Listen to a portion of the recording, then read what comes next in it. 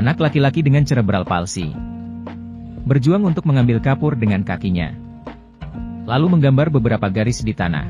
Kakaknya mengira itu adalah segitiga, tetapi dia baru membuat 2 garis.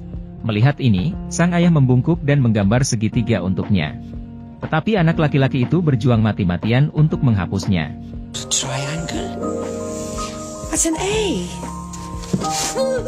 Di bawah pengawasan ketat keluarganya, dia dengan susah payah memindahkan tubuhnya ke sisi lain ruang terbuka. Berbicara dengan susah payah, dan terus menulis di tanah. Pertama huruf kapital M, dan kemudian huruf O. Anggota keluarga sedikit terkejut. Mereka semua menonton dengan tenang. Anak laki-laki itu sudah kelelahan. Namun dia terus menulis di tanah. Sebelum dia selesai menulis, mata ibu itu tidak dapat menahan air mata. Karena dia sudah mengerti apa yang dimaksud putranya. Ketika anak laki-laki itu selesai menulis, dia terjatuh ke tanah. Keluarga akhirnya menyadari bahwa kata yang ditulisnya adalah ibu. Mereka tidak menyangka anak yang lahir dengan cerebral palsy itu bisa menulis walaupun mengalami keterbelakangan mental tersebut.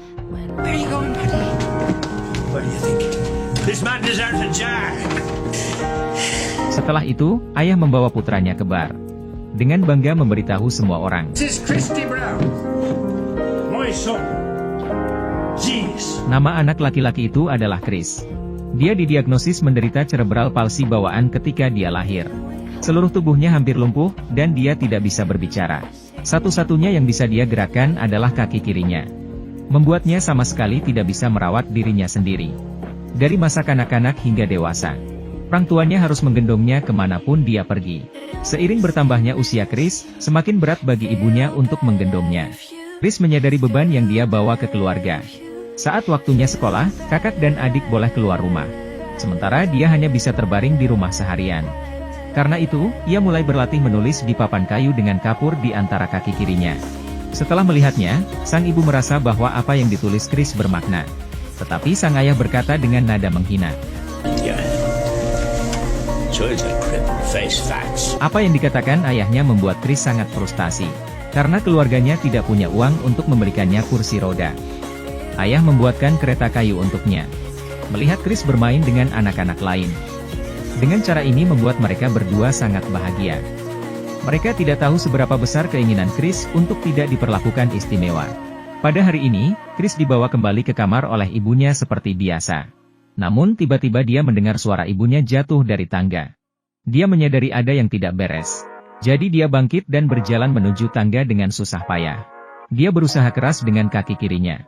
Luncur menuruni tangga ke sisi ibunya. Tetapi tidak bisa berteriak. Jadi dia terus menendang pintu dengan kaki kirinya untuk meminta bantuan. Melalui celah pintu melihat ibunya tergeletak di tanah. Sang ibu dikirim ke rumah sakit tepat waktu. Tetapi Chris yang mengirimkan sinyal marah bahaya. Sekali lagi disebut sia-sia oleh tetangga. Chris yang tidak dapat berbicara. Hanya menundukkan kepalanya tanpa daya. Ini tidak diragukan lagi menyakiti hati Chris. Dia bertekad untuk menghilangkan label cacat di tubuhnya. Segera setelah ibunya keluar dari rumah sakit, Chris menulis kata ibu di depan seluruh keluarga. Baru kemudian keluarga menyadari bahwa pikiran Chris sehat.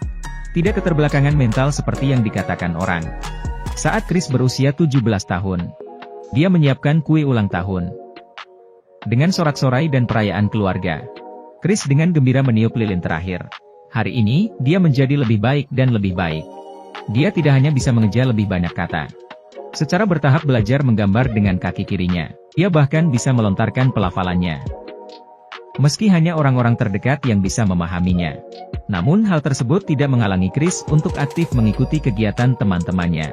Saat bermain sepak bola, menghadapi bola yang masuk, dia akan memblokirnya dengan kepalanya. Saat lawan menggertaknya, dia membalasnya dengan gigitan. Dengan demikian dia memenangkan tendangan penalti. Keduanya mengangkat Chris ke depan bola, lalu menjatuhkannya ke tanah. Bagaimana cara dia menendang bola? Membuat kiper lawan tertawa, meremehkan kaki kiri emas Chris.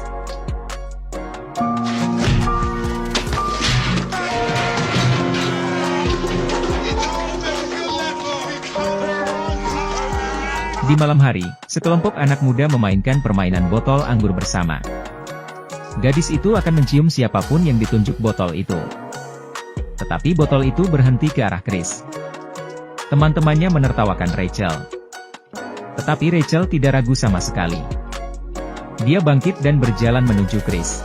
Mencium wajah Chris di bawah tatapan semua orang. You're the nicest of the lot. And you've nice eyes too.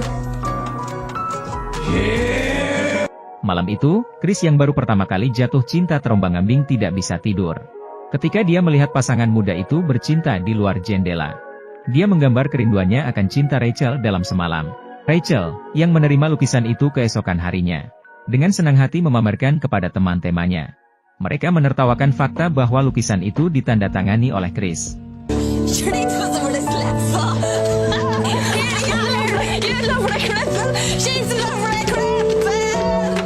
Di tengah tawa mereka, Rachel menemui Chris dan membalas kata-kata itu. Cinta yang dirindukan Chris berakhir bahkan sebelum dimulai. Dia bersikeras melukis di kamar pada malam hari, setelah mengalami rasa sakit cinta. Saat ini batu bara di rumah tidak lagi cukup untuk menghangatkan ruangan. Keempat bersaudara itu harus pergi untuk tidur lebih awal. Keesokan harinya, Chris membangunkan ketiga orang yang sedang tidur. Lalu meminta saudara laki-lakinya untuk mendorongnya ke jalan. Menghentikan mobil truk merah. Menunggu pengemudi keluar dari mobil untuk melihat mereka menyelinap. Setelah sampai di mobil, segera menarik kait spakbor. Tetapi ketika hendak menarik sisi lain, pengemudi di bagian bawah dorongan menemukannya, dan pengemudi bergegas pergi. Mereka juga memperingatkan untuk menjauh dari mobil. Namun, begitu pengemudi berbalik dan masuk ke dalam mobil, mereka dengan berani mencabut kait di sisi lain. Semua ini sesuai dengan rencana Chris. Saat truk melaju, mereka tinggal menunggu kesempatan. Truk melaju menanjak, sejumlah besar batu bara jatuh dari kompartemennya. Rencana Chris sukses besar, saudara-saudaranya menari dengan penuh semangat. Batu bara yang berserakan di mana-mana, segera menarik perhatian banyak tetangga. Bahkan kereta bayi dijadikan wadah batu bara saat ini. Namun ketika Chris dan rombongannya kembali ke rumah, sang ibu melihat sebuah gerobak berisi batu bara dan ia tidak senang. You know it's a sin to steal. And you know that God is looking down on you right now. And that coal is not coming into this house. Namun, mereka akhirnya terbakar di perapian. Chris yang masih disalahkan dan dianiaya oleh ibunya, duduk dengan keras kepala di depan pintu. Tetapi dia tiba-tiba melihat celengan yang disembunyikan oleh ibunya di perapian. Dia segera membuat langkah aneh. Bertindak untuk menarik perhatian anggota keluarga. Ibunya bergegas menghampirinya dan bertanya ada apa. Berkat pengingat Chris, ibunya menyimpan uang pribadi yang telah dia kumpulkan selama bertahun-tahun. Ternyata ibunya telah diam-diam menabung untuk Chris selama ini. Sehingga Chris dapat memiliki kursi rodanya sendiri. Meskipun ayah mengeluh tentang pendekatan ibu dan Chris. Christie's money. What? Money for Christie's wheelchair.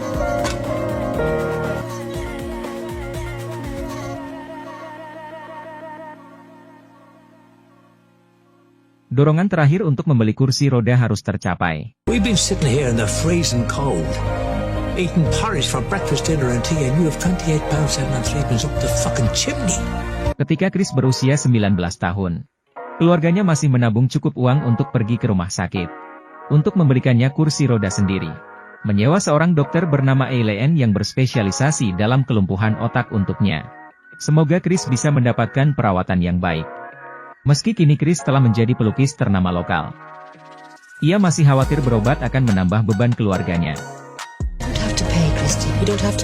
Karena ketika Eileen mengetahui bahwa Chris telah menggambar dengan kaki kirinya sejak dia masih kecil, dia memutuskan untuk memberikan perawatan gratis.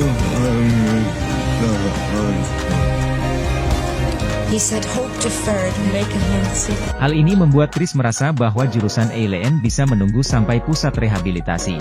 Namun ia menemukan bahwa hal ini tidak sebaik yang ia bayangkan. Karena kebanyakan orang yang datang ke sini untuk berobat adalah anak-anak. Chris dewasa menolak di sini karena harga dirinya. Akhirnya dia melarikan diri ke rumah. Namun, Eileen tidak mau menyerah padanya.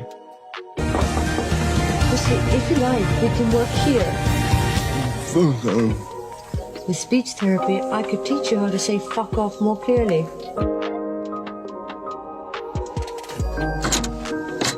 Kata-kata Eileen membuka pintu hati Chris. Sejak itu, Eileen memijat kepala Chris setiap hari. Melatih kapasitas paru-parunya dengan meniup gelembung. Namun setelah beberapa hari, Chris menjadi semakin autis. Karena kepedulian Eileen yang tanpa pamrih terhadapnya, membuatnya tidak mampu menemukan arti keberadaannya. Jadi Eileen memberinya salinan Shakespeare as Hamlet. Berharap dia bisa menemukan keselamatan dari buku itu dan keluar dari kesulitan. Chris sepertinya sudah benar-benar menyadari arti hidup yang sebenarnya dari buku tersebut, yaitu arti keberadaan yang perlu diciptakan sendiri.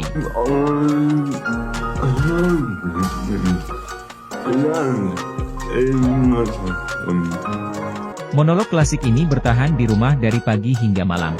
Pastor Chris semakin baik secara fisik dan mental setiap hari. Dia sangat bersyukur. Tetapi ibunya mengkhawatirkannya, karena dia tahu bahwa Chris telah jatuh cinta pada Eileen. Jelas ibu Chris benar-benar khawatir. Tetapi dia tidak menyangka kerusakan akan datang begitu cepat. Pada hari itu, Eileen menemui Chris dan memberitahunya kabar baik.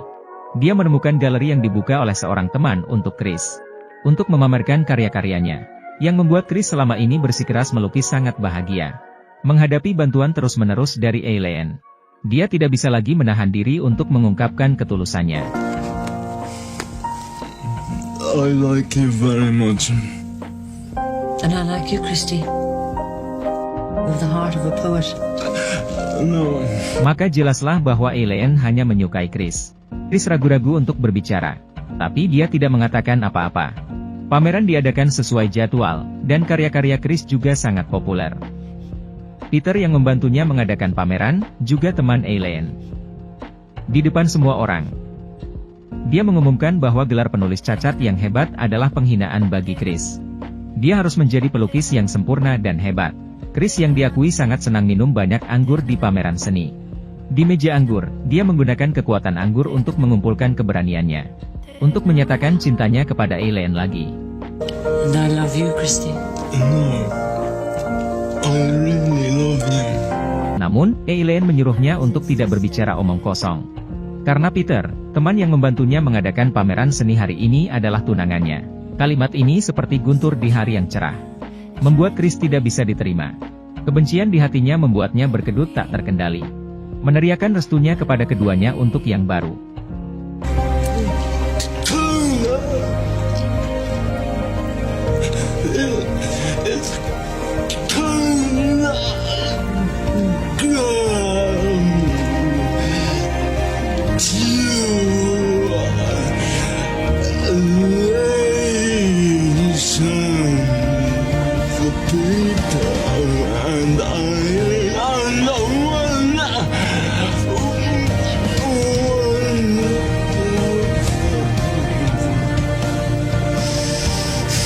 Setelah selesai berbicara, dia mulai minum satu cangkir demi satu, melampiaskan rasa malunya di depan semua orang.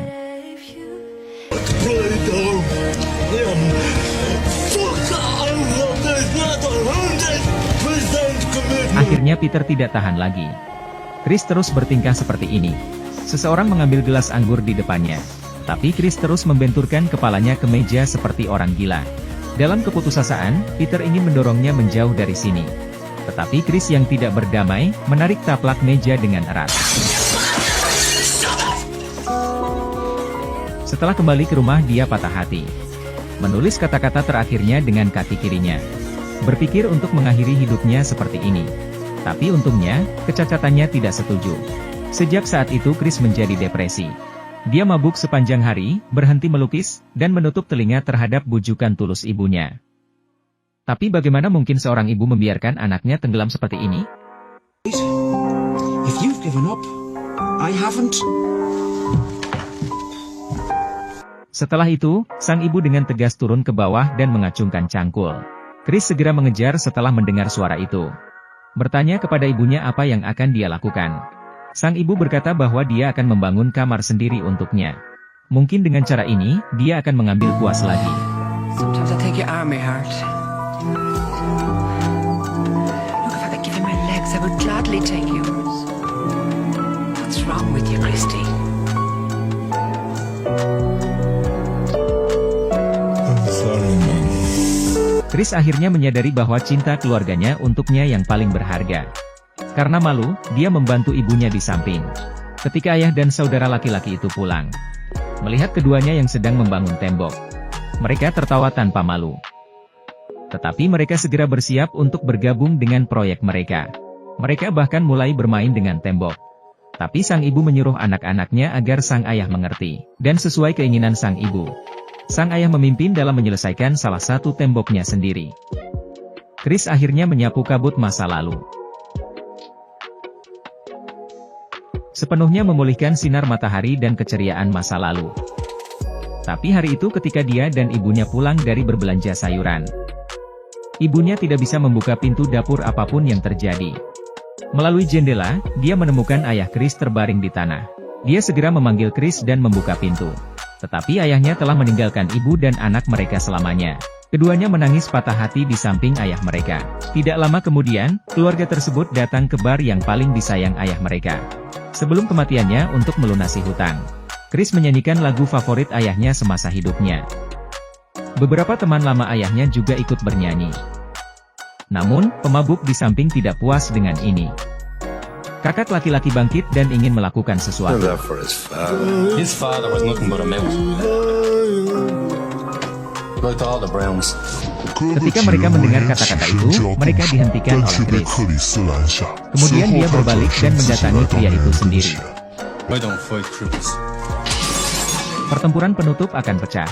Saudara-saudara hampir menghancurkan seluruh bar untuk ayah mereka. Setelah kembali ke rumah, Chris membaca buku dan berpikir keras. Menyadari bahwa melukis saja tidak dapat mengungkapkan seluruh hatinya. Jadi dia meminta saudaranya untuk menulis ceritanya sendiri, menjadi sebuah buku untuknya. Terlarisnya, buku ini memungkinkan Chris mendapatkan 800 pound penuh untuk biaya manuskrip. Mereka diam-diam memasukkan uang itu ke celengan ibu mereka. Berisik karena ingin makan. Meski hidup sulit, tapi sang ibu menyetujuinya. Baru kali ini hari ini, tetapi ketika ibunya membuka celengan, dia terkejut.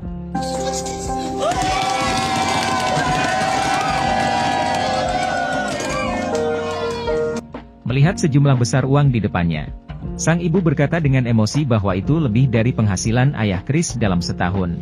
Setelah itu, Chris menghasilkan uang dengan menulis dan melukis, membuat kehidupan keluarga secara bertahap menjadi kaya.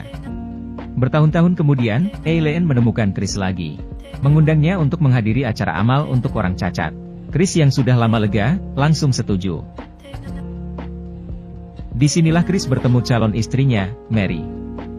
Mary adalah pengasuhnya di sini. Ketika Chris melihat Mary untuk pertama kalinya, hatinya sudah tergerak. Ketika dia beristirahat, dia tidak hanya mengirimkan versi asli dari bukunya. Dia memberikannya kepada Mary untuk dibaca. Dengan humor saya sendiri, saya membuat Mary terhibur dan terkikik. Mary juga merasakan kekuatan dahsyat yang terkandung dalam tubuh rusak pria di depannya di dalam buku itu. Sebelum naik ke atas panggung, Chris dengan tulus mengajak Mary untuk pergi berkencan di puncak gunung setelah acara tersebut. Namun Mary merasa sedikit tergesa-gesa dan menolak ajakannya, membuat Chris lesu seperti kehilangan jiwanya saat menghadiri acara tersebut. Namun, ketika Mary kembali ke ruang tunggu, melihat bahwa Chris telah menulis nama mereka berdua di buku di beberapa titik, dia yang sudah memiliki kesan yang baik tentang Chris, memilih untuk mendengarkan kata hatinya dan bergegas ke acara tersebut. Chris tersenyum bahagia saat melihat Mary. Ia segera melepas sepatu di kaki kirinya. Lalu biarkan ibunya memberinya mawar.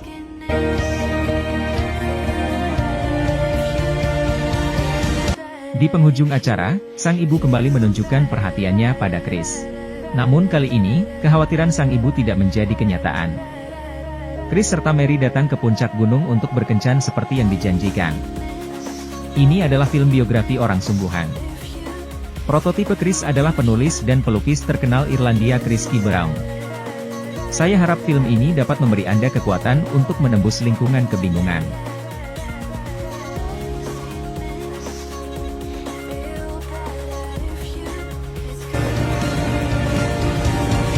Let's drink together.